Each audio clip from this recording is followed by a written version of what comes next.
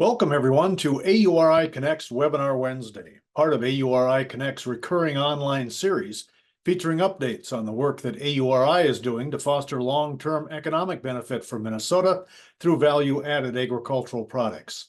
I'm Dan Scogan, your host for Webinar Wednesdays. The AURI Connect program is hosted by the Agricultural Utilization Research Institute in Minnesota, with sponsorship from Bremer Bank and Avisen Legal. This program aims to actively engage all participants in the food and ag industry to improve the competitiveness of producers, businesses, and entrepreneurs through the ongoing purposeful connection of resources and partners along the value chain, and to increase knowledge of opportunities, technologies, and trends. The Connects program meets the AURI mission to accelerate the expansion of the agricultural economy by empowering expanded uses and markets of agriculturally derived products.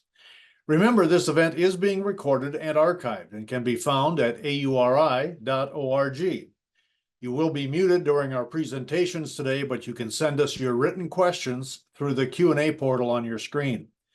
Today, we will continue with part 2 of our 4-part series on climate change opportunities for value-added agricultural businesses. Today's discussion will focus on the supply and demand of agricultural-derived carbon dioxide, uses for CO2, associated environmental benefits, and the challenges around those opportunities. Joining me today will be 3 presenters, starting with Luca Zullo. Luca is the Senior Director of Science and Technology at AURI. He started his career at Shell Research in the Netherlands and continued his work in Minneapolis at Cray Research and Silicon Graphics. That led to the development of some of the world's most extensive process plant simulations. He was later at Cargill. We'll also be hearing from Chad Freese, a leader in the ethanol industry and the current CEO of Chippewa Valley Ethanol Cooperative. CVEC is a prominent organization known for its innovation and leadership in biofuel production, with a deep-rooted commitment to advancing sustainable energy solutions. Chad also serves as secretary for the Minnesota Biofuel Association and Renewable Product Marketing Group. Under Chad's leadership, CVEC has seen significant operational advancements, enhanced efficiency, reduction of environmental impact, and driven technological innovation in the production of ethanol.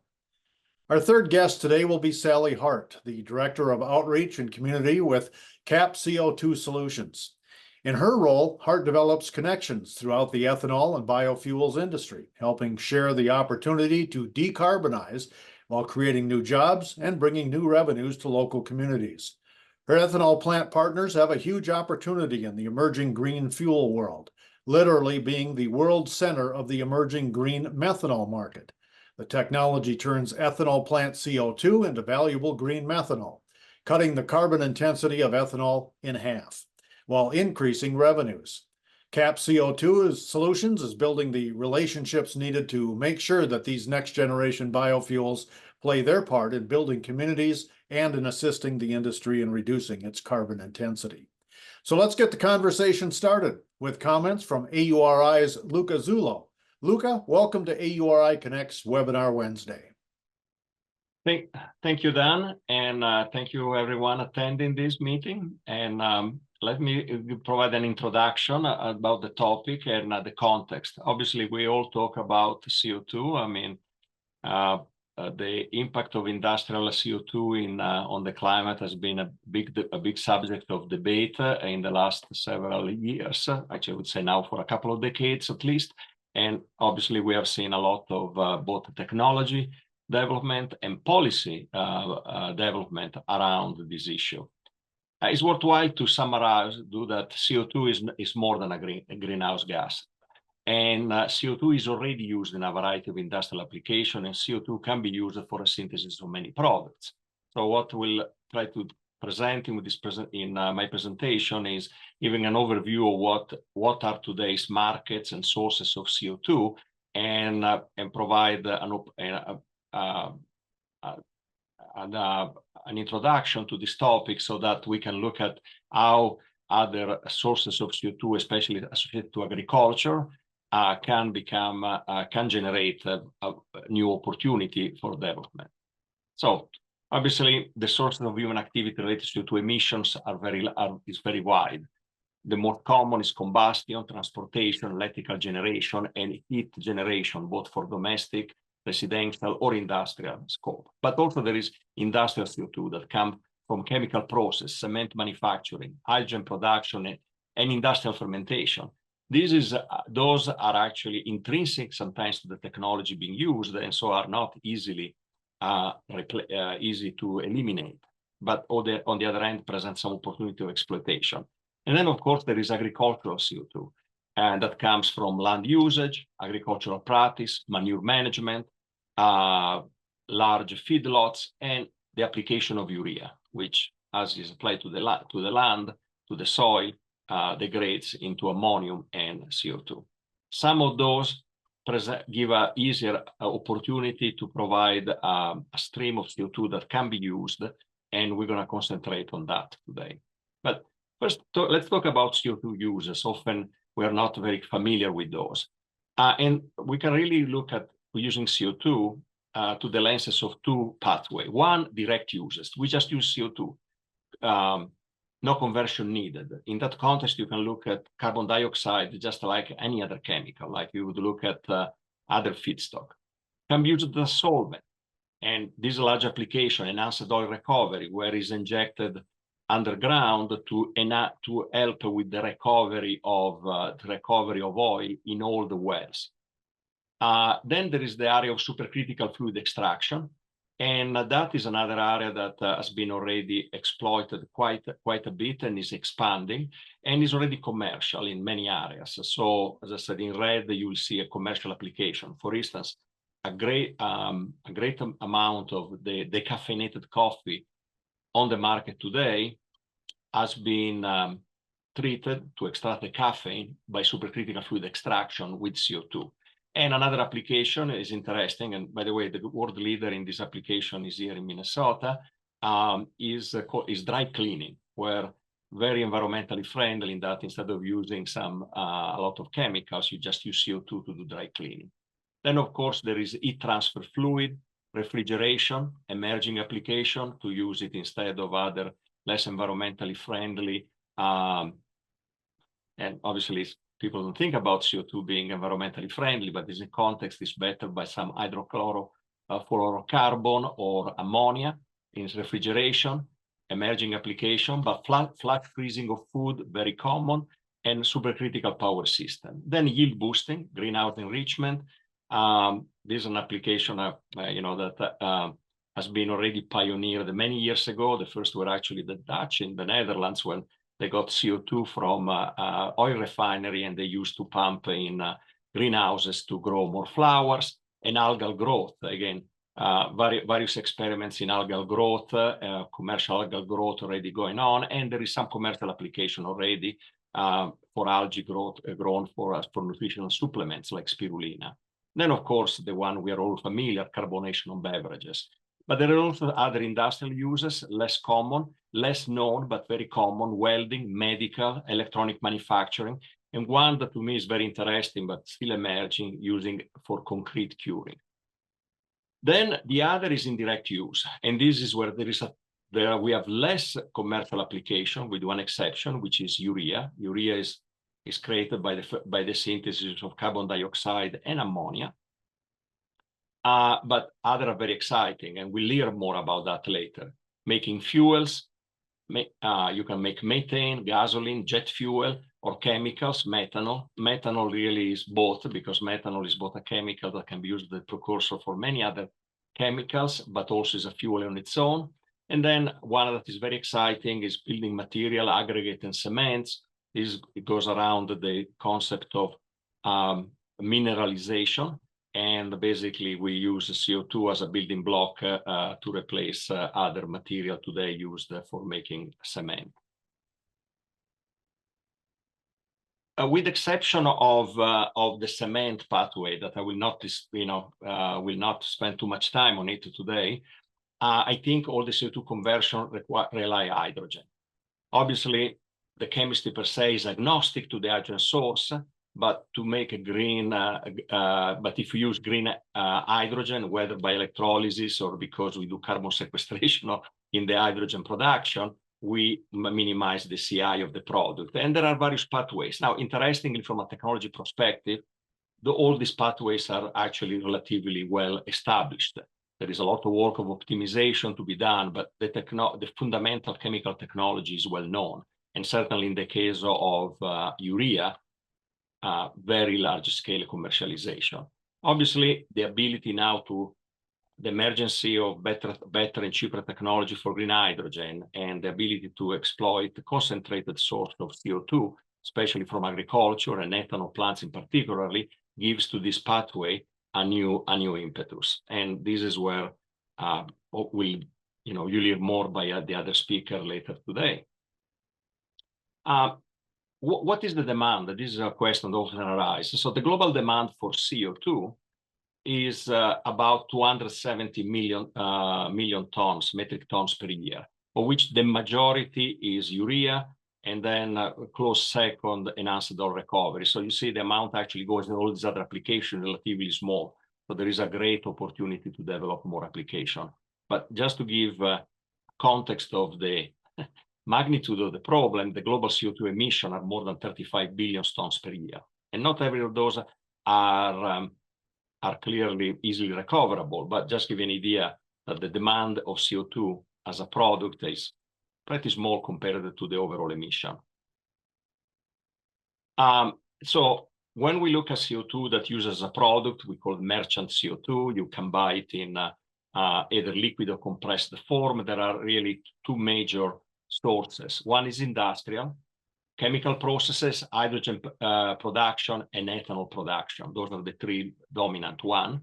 And then geological, natural gas production, because there are a lot of gas, methane, when it's extracted, comes with CO2 that is already in the reservoir, and that is separated before the natural gas is put in the pipeline. And actually CO2 reservoir, the natural CO2 reservoirs, which are basically underground reserves of CO2. Now, economics and efficiency dictated that CO2, the use of CO2 for concentrated sources is better, at least certainly economically viable, versus capturing from atmosphere or combustion sources. Now, there is a lot of work being done to improve the economics and the performance of things like direct air capturing, but we're a long way to see that as a reliable and consistent source of CO2 for these processes. On the other end, and the recovery of CO2, if you have a concentrated CO2, reasonably concentrated CO2, is well known. It costs between $30 to $50 a ton. That's purely operating cost, doesn't include the recovery of capital and so on to recover CO2. And the current US price for liquid CO2 are about $300 a ton. By the way, occasionally the market for CO2 in the United States gets tight. An example is that there is an application of CO2 that is used to cull humanly herds or a big flock of animals, for instance, turkeys or poultry, when we have an outbreak of a disease. A couple of years ago, when we had an outbreak of avian flu, the Minnesota Department of Agriculture was having problems sourcing the CO2 needed because simply there was not enough on the market. And all the producers, although we have several ethanol producers that already provide CO2 to the market, were fully booked. So it's worthwhile to finish and say, what is the US market? Today is about $20 million, 20 million metric tons per year. As I say, again, the majority goes in EOR, but then we have a broader distribution of applications. And ethanol production is already the largest component of this market, with CO2, natural wells, ammonia and hydrogen following, and chemical processes. However, we think as we move forward, some of these sources will shrink because ethanol provides a big advantage that they have a consistently biogenic and hence renewable source of CO2, which even if we release to the atmosphere, that CO2 is neutral towards greenhouse gases. And so the CO2 from ethanol plants is a vast resource. Today, the production of ethanol plants in the order of 45 million tons per year. The CO2 represents about a third of the corn plant input. So monetizing those emissions can be really valuable for the plants. But today we use less than 8 million metric tons in the market. So there is a large opportunity in developing new market and application for CO2. And by the way, the supply of recoverable biogenic CO2 will increase as other processes like anaerobic digestion of waste and other bioindustrial applications scale up. And with this, I hope to open the providing a good segue for my fellow speakers, which will enter much more in details on how they see the market and potential applications. Thank you, Luca. So I'll try and follow up with that. Some of this I'll probably be talking over some of your stuff a little bit, but I'm Chad Freese. I'm the general manager, CEO at Chippewa Valley Ethanol Company, 50 million gallon per year ethanol plant located in Benson, Minnesota. So ethanol plants, like CVEC, we convert the seed from nature's solar panels, corn plants, into animal feed, liquid transportation fuel, and currently we return CO2 back to nature for the use in the next corn crop. But that regenerative cycle that Luke is discussing there, that's that 1/3. But when we look at the plants themselves and their utilization of CO2, the corn that produces the seed that we're using captures about 1.5 million tons of CO2 from root to tip. We're taking the seed off of that.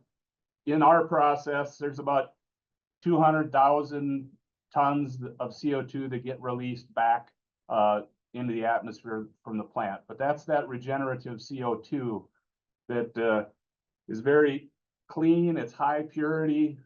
There's technologies out there to capture it.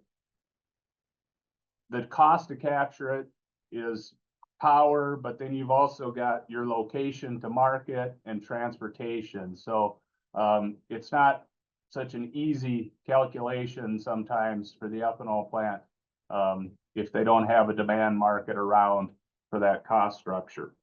One of the ways that carbon CO2 is measured in the industry is by its carbon intensity. Fuel ethanol plants are converting CO2, that regenerative process. Gasoline, according to CARB, which is the California Air Resource Board, and their GREET model, puts gasoline usage at about 100 CI. So that's energy to unit of carbon, is kind of how that rating is put together. An efficient ethanol plant is somewhere in the 54 to 57 points. And plants are continuing to get more efficient based on markets, low carbon fuel markets, California, Washington, Oregon. Canada has taken a lot of steps here to increase their LCFS marketing, and we've got many of the other nations starting to use and track carbon as well. So CI is very important in how this is going to be done. An efficient ethanol plant that's not using a dryer, just feeding wet feed. I talked about the liquid and the feed. The feed side, if we don't dry that, if we don't put energy into that, you're looking at about a 45 CI score. CKF, corn kernel fiber conversion, about 3 to 5% of the plant is a fiber conversion, and that's getting about a 28 CI score. And then the CCS, carbon capture and storage, is about a 30-point reduction from any of those. So if you capture carbon and can store it back in the ground, any of these CI scores would be reduced by about 30 points. So that corn kernel fiber, the gallons that would be converted in that would be a -2 carbon intensity. So you can see where, tracking this and how an ethanol plant can really have a great impact on the CO2 and kind of climate change because of that regenerative CO2. It's not about the total balance. If we're taking CO2 out of the ground in coal or in petroleum and we're putting it into the atmosphere, that's a positive. The ethanol plants fits into a regenerative cycle where if we can make that more efficient and do better with it, we can actually naturally store some CO2 in the ground and in other places through utilization. Big markets that can help drive this, sustainable aviation fuel, methanol. The sustainable aviation fuel is a 37 billion gallon market. Currently, ethanol in the US produces about 18 billion gallons of ethanol. And about 3 to 4 of that goes in exports. The rest is used domestically as a blend stock for gasoline. So we're reducing gasoline's carbon intensity by blending ethanol into it. So again, capture technology is out there. The IRA, the Inflation Reduction Act that was released, has put a lot of incentives out in the market. I say there hasn't been a lot of clarity. In order to really do a lot, we're going to need to invest in, ways to convert this CO2. Again, ethanol plants have high purity, but you need to put other energy towards it in a conversion on some of those indirect that Luca referenced. And that means regenerative electricity and green hydrogen to really get those carbon intensities down and do the most work. 40B was a direct tax incentive for SAF. It expires at the end of the year, and we were 17 months into that process before we got the rules written. 45Z is a tax credit that is out there. We still don't have any rules written for it, and it starts on January 2025 for a 3-year window. Very difficult to make some of these large investments in efficiency without the rules. And so that's been a big challenge. And currently now in the politics realm, this is very politically charged and can change very quickly. So November could change the IRA, how it looks, how it feels, and making those large investments in that type of atmosphere is challenging. So utilization versus capture. Luca covered a lot of this stuff in his slides. And it seems like, well, why wouldn't ethanol just capture all their CO2 and find a market use for it? Well, who takes the operating costs? Who covers the investment of that conversion process? Who gets what value from the incentive? So those 45Z or other tax credits or other investment credits that are provided out there, who's going to get those? The ones that are utilizing the CO2, or the one that's producing the CO2, or is it a shared process? These are things that need to get answered. Are the new energy sources competitive? So if we've got a green chemical, green urea, how are we making these market competitive against a cheaper source that's coming from petroleum or from a CO2 well, those types of things. So, and who makes up the difference in those market prices? Those are some challenges that really need to be covered. Again, there are lots of uses. You can see those. Luca covered most of those. Enhanced oil recovery is one that we didn't discuss. We're actually taking CO2 and pumping it into the ground to drive more oil out of the ground. Probably not a great CO2 balance in that state. And storage. There's big projects out there, very politically charged environments right now to try and move that CO2 and store it in underground reserves. Great CI impact.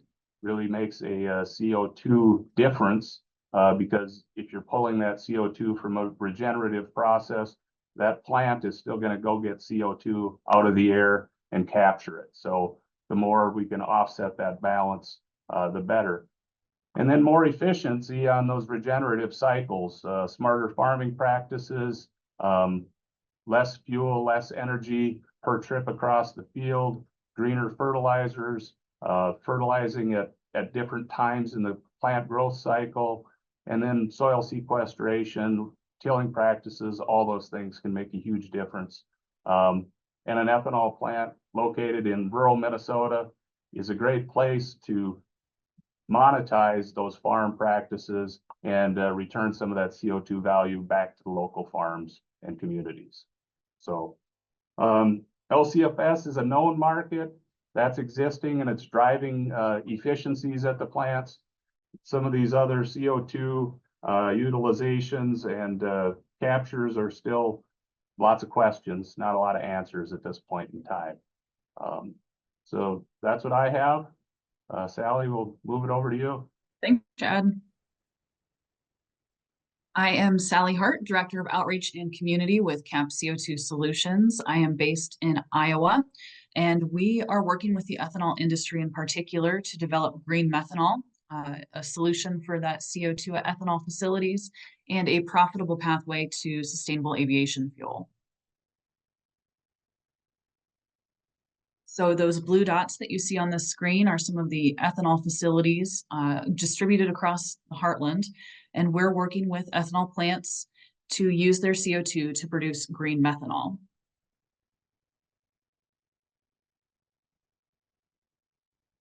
As explained in the previous conversations, the ethanol plants urgently need to decarbonize, and the world is in need of more green methanol, and they're willing to pay for that premium for the product. So CAP CO2 Solutions is making the green methanol with the low carbon ethanol facilities. And then we are developing those both as feedstocks for SAF. Here's an example to show the rising demand for green methanol. Currently it's fossil methanol, but the move to green fuels is climbing and the demand is growing. So methanol is used outside of being a fuel. It's also a building block for many different products. As you can see with the family on the right, everything from tires to insulation, imitation leather, rigid plastics. Green methanol is a building block in those processes, and that's currently fossil fuel intensive. Companies are looking for ways to have lower carbon products, and by using green methanol instead of methanol, they're able to lower their carbon footprint. Another industry that is looking at ways to decarbonize would be the shipping industry. There's a demand now for that green methanol.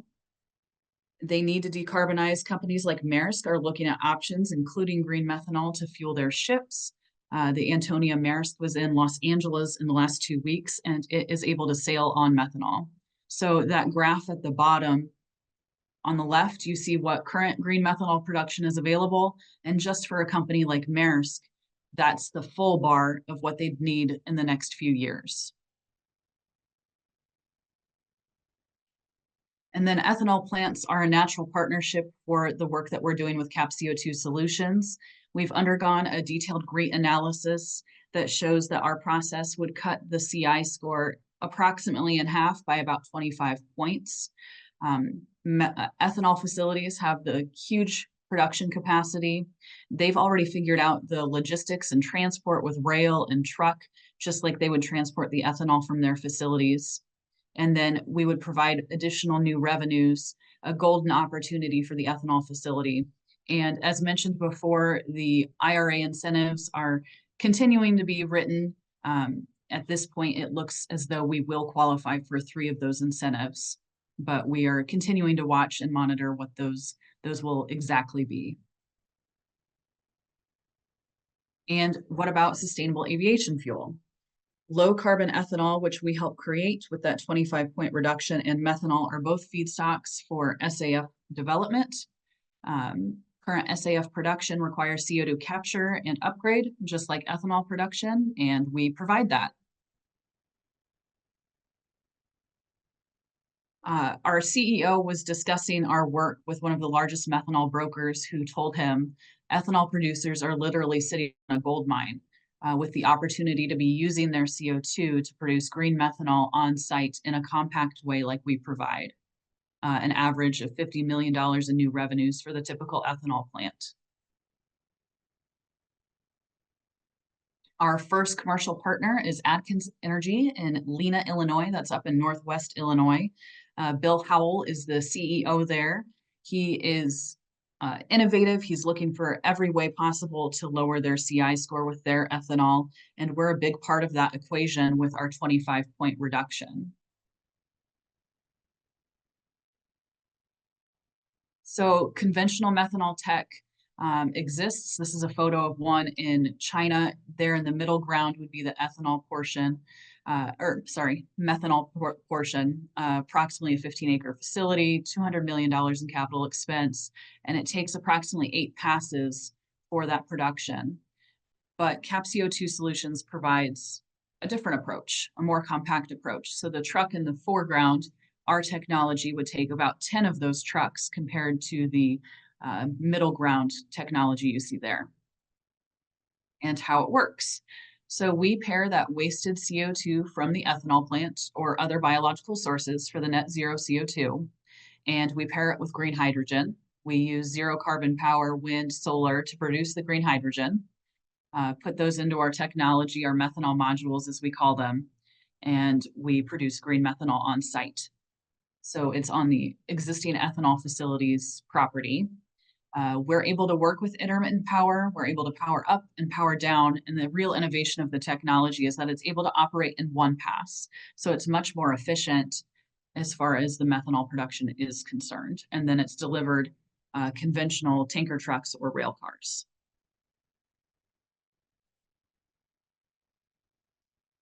And CO2 Solutions is looking to rapidly scale our production of green methanol with standardized, repeatable units, again, with that small footprint, no custom chemical plants on site, building on the existing ethanol property. And then CO2 Solutions covers the capital investment for more rapid adoption at the facilities that are looking to use their CO2 for production of green methanol. And then we have an opportunity to have large aggregated offtake contracts, and we're currently looking and exploring for off-takers for long-term arrangements for that green methanol. And I touched on it quickly, but we could also be an anchor tenant for renewable power projects. Our technology is able to work in the evening. So when the grid load is high, but the demand is low, we'd be happy to use that energy in the evenings, whether that's wind blowing or sunny days that have minimal grid load, to use that power when it's not in high demand. So our technology is able to power up and power down when the power is available.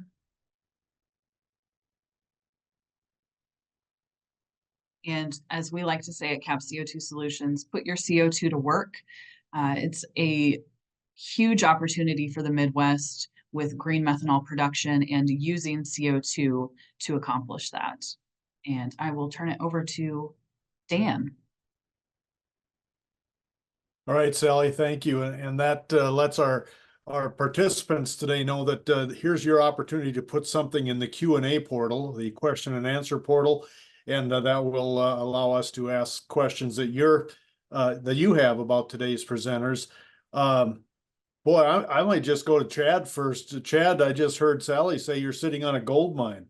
What's stopping these ethanol plants from knocking on her door and everybody getting on board? There you go. So Thank you. the energy source, the hydrogen, I didn't hear hydrogen in that process necessarily, but the solar and the wind power that's needed is probably the biggest piece of that it doesn't exist necessarily today. And so where is that coming from? There's just some things that need to be solved to make sure that these processes can be bolted on to the CO2 production at an ethanol plant. And so really it's just working through all of those details. And Sally, is that typical of what you might hear from a plant manager? Absolutely. And that's something that we're willing to work through. You know, it's not something that happens overnight. These are projects that take some time to develop. We do use that renewable electricity for the hydrogen production to pair with the CO2 usage there on site so that you didn't have to transport the hydrogen. We know that's an obstacle that some people see. So we are able to do that on site with our technology. But yeah, the renewable electricity is something that is needed. It's growing, and we're looking at where it is available and how we can partner with ethanol facilities nearby as it continues to grow. It also sounds like it takes a lot of capital. We cover the capital expense. Okay. Luke, I want to draw you back into the conversation as well.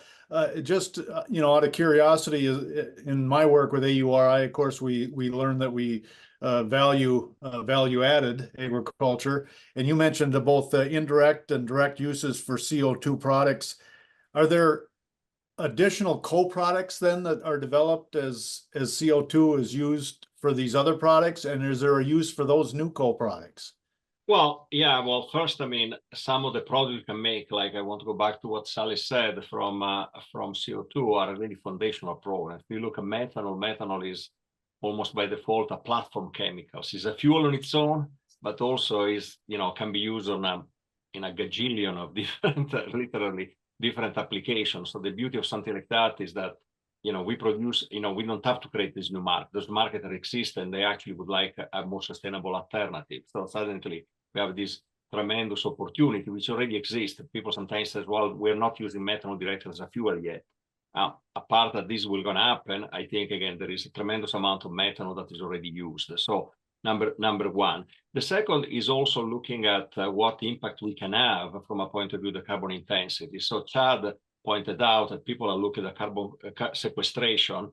And by the way, I completely agree on his assessment of EOR. I mean, it seems a bit, I mean, they really don't have a great impact. I mean, it's a way to use it, but yeah, you capture the CO2 and then you take out oil, so really don't have a much impact on CI. But people were looking at carbon capture and sequestration because we put it on the ground, and now now we keep on the corn keep on sucking CO2, which now it might be fossil CO2. So actually, we do sequestration, and that's why is so the CI is so low. So we haven't talked a lot about that, but an area that I found very interesting for me is also using CO2 through the mineralization process to make construction material.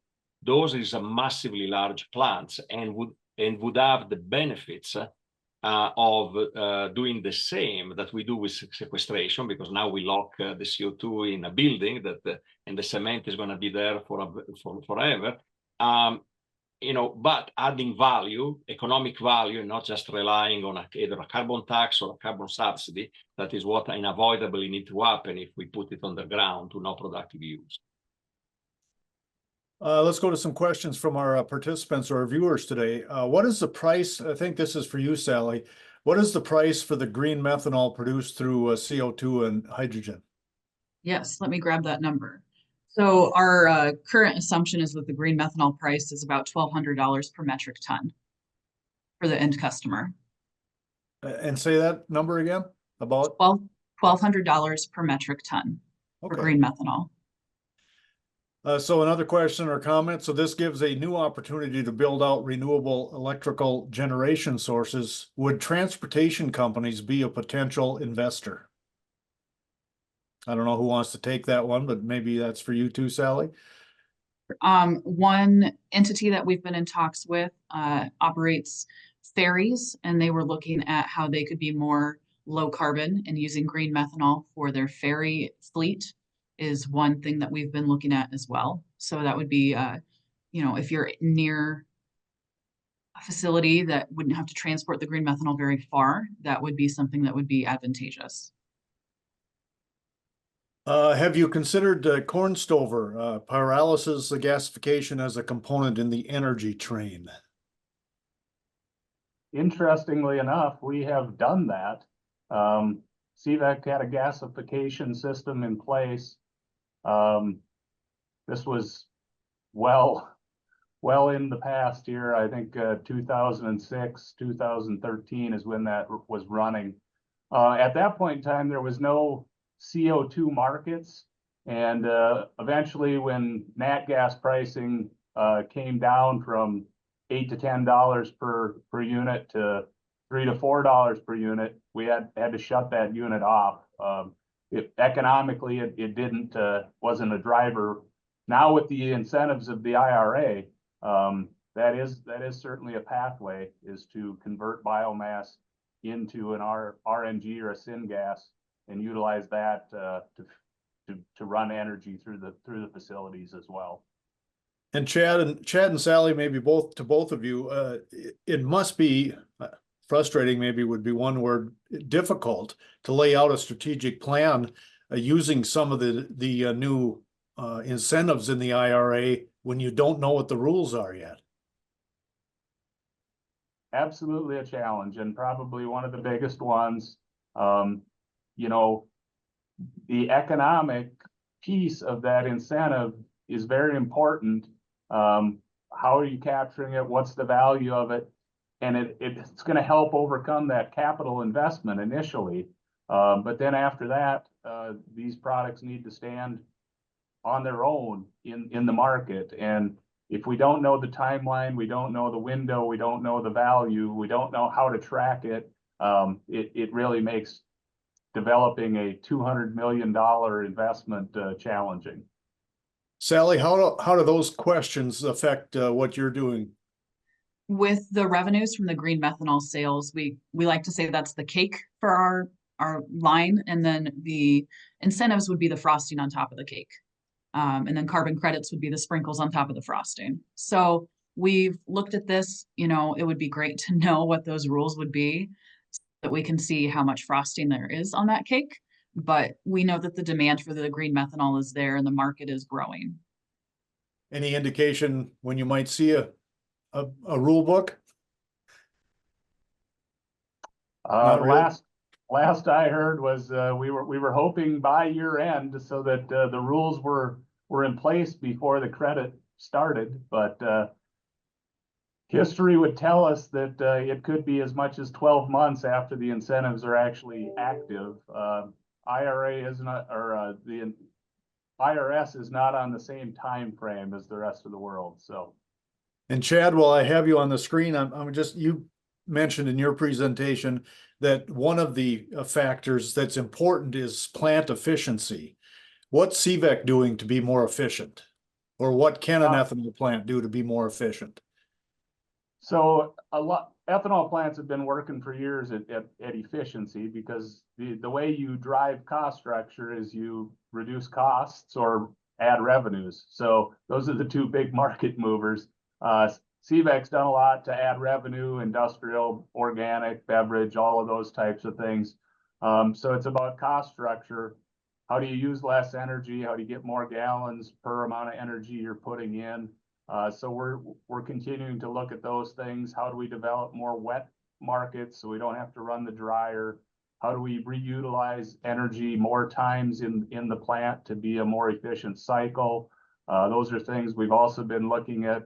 Our own solar array that's attached directly to the plant to try and drive our CI score down. Minnesota does a good job with some renewable blend, but the only way to know you're 100% renewable is to be attached to a solar panel or a wind farm. So those are some things we've been looking at as well. Sally or Luca, anything to add to the efficiency equation? No, but if you don't mind, Dan, I would like to take on a question that was a typed question about the life cycle analysis, and comment that the calculation seems far off and not including transportation, for instance. And I would like to make a comment there. So first, I mean, obviously, in the context of relatively short webinar, we will not address the whole issues of life cycle analysis that can be extremely complex and they have a lot of detail. But I want to stress something about the CI numbers that were quoted. The CI numbers that are quoted are based on the GRIT model, and the GRIT model is very comprehensive. So include the transportation, and is a really field to tank model. Now, obviously, if people talk about what is the CI of ethanol, come up with an average number. An average tend always to be a bit, if you want, imprecise, because the standard deviation here is pretty large, and that's why, for instance, to qualify under the low carbon fuel standard market, as Chad knows very well, plants need to provide individual pathways for the specific plant, which are audited and reflects the actual transportation of the corn to that plant, and then the cost of transport and the impact of transporting that ethanol to the end market, if it's California. So a local plant that buys corn within 20 miles and uses the ethanol locally is bound to have a lower CI than someone that buys corn across, say, a 3-state area and then ship it across the world. But ultimately, those are calculated in the actual pathways. But when we talk on average, however, we have to really use something that capture most of this variation, but we realize that there might be some imprecision. However, I also want to point out that the grid model is very clear. The two big components of the carbon intensity, while transportation is not negligible, are really plant operations, which we try to address here, and then the second is chemical inputs into corn. And by the way, if we use that CO2 to replace fossil CO2 that is made to urea, that alone would also impact both. So I think, again, I want to make clear so people understand the CI. The grid model is very comprehensive, but then you have to make a distinction between what is average number and then individual plants. And Luca, I thought during your presentation, you made a great point, and maybe you want to touch it again, in that we're not using a lot of the CO2 that's being produced right now. It seems like, what did you say, 8 million metric tons being used, and so there's a lot of opportunity for growth and absolutely, and it's already happening. Don't take me wrong, because to the extent that, say, we replace, say, flash freezing of food, we also have a benefit there, because today, if someone uses flash freezing of food with CO2 that is obtained by a chemical process of fossil CO2, obviously, to the extent we displace that with some biogenic CO2, we get some value. At the end of the day, we still emit it, but we displace some fossil CO2. But I think the really big value is applications that we can maximize the displacement. So fuel, for instance, because obviously the impact of that displacement is so much higher, and chemicals, and anything that is permanent. So if we can go in plastics and cement and so on, now we lock that CO2 almost as good as we do with sequestration. So, the low carbon fuel markets that exist are that. They're a CI developed for fuel. But that carbon that comes out of those cycles is a lower scoring carbon, right? So it's CO2 because of that biogenic or regenerative process. So we're putting in less energy to get that CO2 out than what a petroleum or a nat gas production would be doing as well. So that's one thing.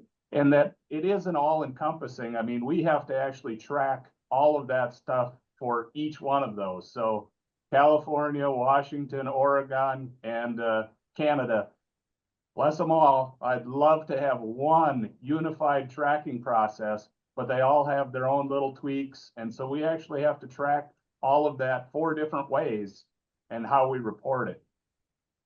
Just a very simple way of thinking about it.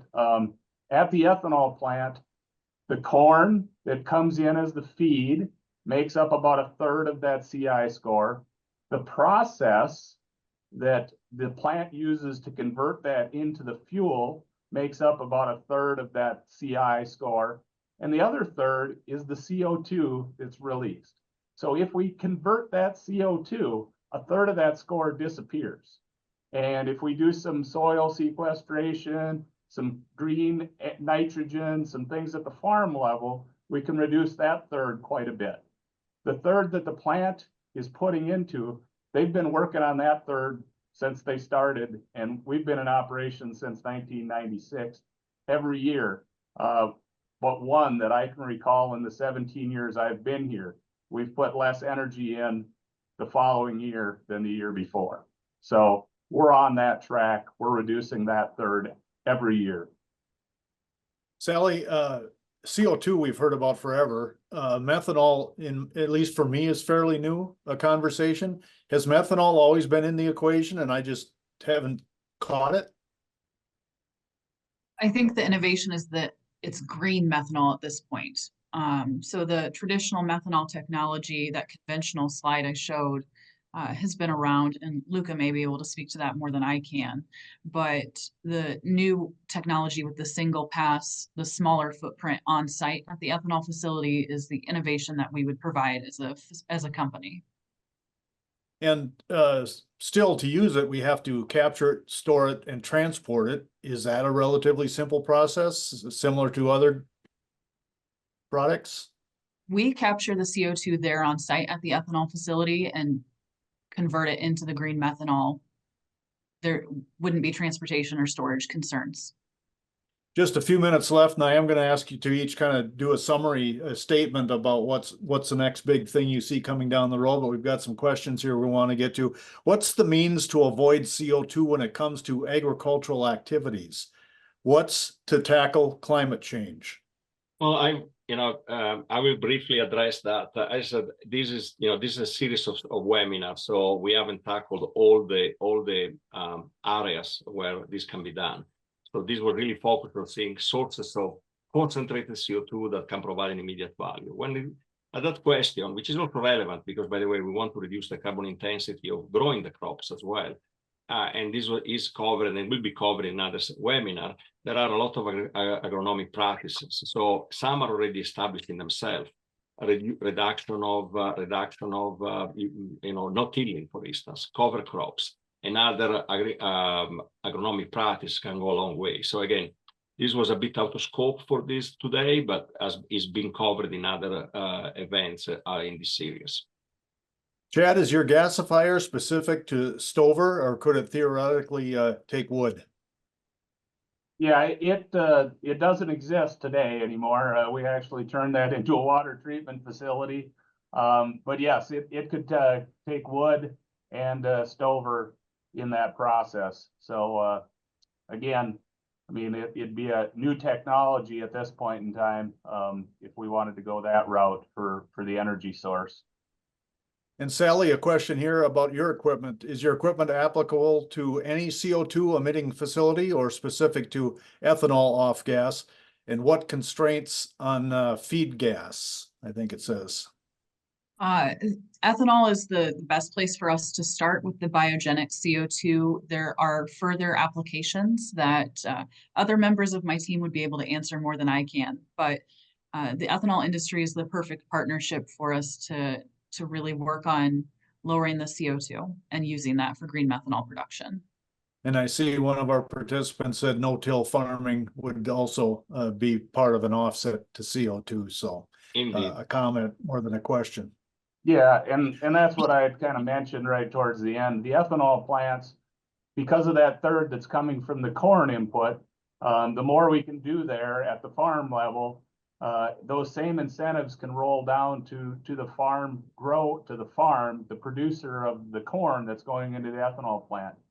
And if there's ways to monetize those incentives and add value back to the community farm, that's the ethanol plant is strategically situated to transition those incentives back to the corn grower. Chad, well, I've got you here. Why don't you give me your closing thoughts, what the next big thing might be, or what you're working on, or what you want to leave with our listeners today?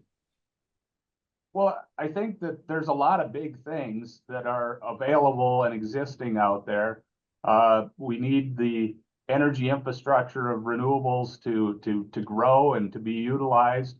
And then it's, as you lock up more of that regenerative CO2 into these processes that exist, and those go back into the communities, back into the markets, and we're utilizing those, that's where the real impacts take place, is by the continued process. and utilizing that regenerative CO2 into these other markets and utilizations is where the impact really can start to grow. And when you add value and incentives to that, then it piques the consumer's interest in utilizing those products that are a lower carbon intensity. Sally, what would you like to leave them with today? We are excited for our pilot plant to be up and running in Lena, Illinois soon, and continuing to grow our network across the Midwest for green methanol production. As Chad mentioned, the continued growing of renewable power is an obstacle, but something that we see being addressed in the future. And Luca, from AURI's perspective, how do you want to wrap this up? Oh, I mean, we remain committed to this to support our ecosystem, which company like Cap CO2 Solution and obviously CVEC belong, because we see that very aligned with our focus to improve co-product utilization, and we look at CO2 in this context as a co-product. And that's going to conclude our AURI Connects Webinar Wednesday for today. I do want to thank Luca Zullo, Chad Freese, and Sally Hart for their participation. AURI Connects Webinar Wednesday is presented by the Agricultural Utilization Research Institute of Minnesota. It's sponsored by Bremer Bank and Avisen Legal. AURI's mission is to foster long-term economic benefit for Minnesota through value-added agricultural products and processes. We're interested in your feedback, so please respond when we send you our event evaluations. Remember, for more information on today's program or any of the work that AURI is involved with, you can go to auri.org.